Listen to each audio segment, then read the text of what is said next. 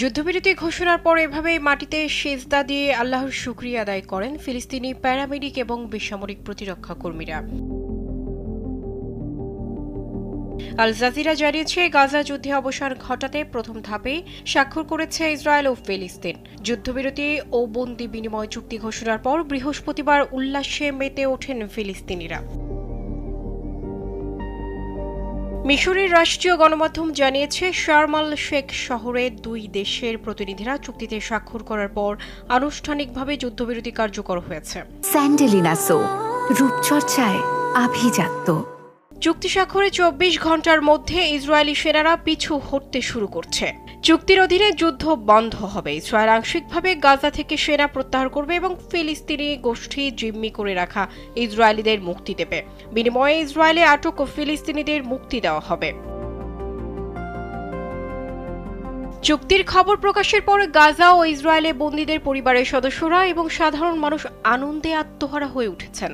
Israeli বিমান হামলায় ধ্বংসস্তূপে পরিণত হওয়া গাজায় সর্বস্তরের মানুষ উল্লাস প্রকাশ করেছেন। এদিকে যুদ্ধবিরতি চুক্তি স্বাক্ষর হওয়ার পরপরই সুখবর দিয়েছে জাতিসংঘ।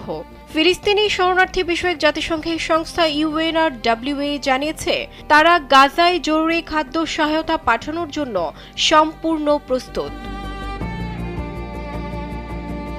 গাজা যুদ্ধ শুরু হওয়ার পর থেকেই UNRWA এর তীব্র সমালোচনা করে আসছে ইসরায়েল। 2023 সালের 7 অক্টোবরের পর থেকে এই সমালোচনা আরও তীব্র হয়। UNRWA এর প্রধান ফিলিপ নাজারিনি বলেন, গাজায় যুদ্ধবিরতি এটি এক বিশাল স্বস্তির খবর।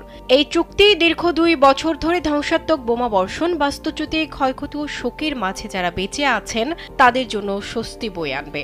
কঠিন এই সময়ের পর জিম্মি ও ফিলিস্তিনি বন্দীরা অবশেষে পরিবারের সঙ্গে মিলিত হবেন।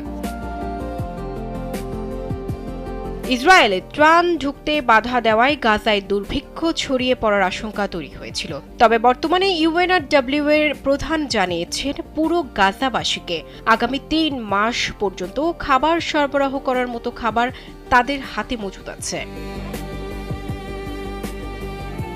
মারিয়া বিনতে ইলিয়াস, কালবেলা।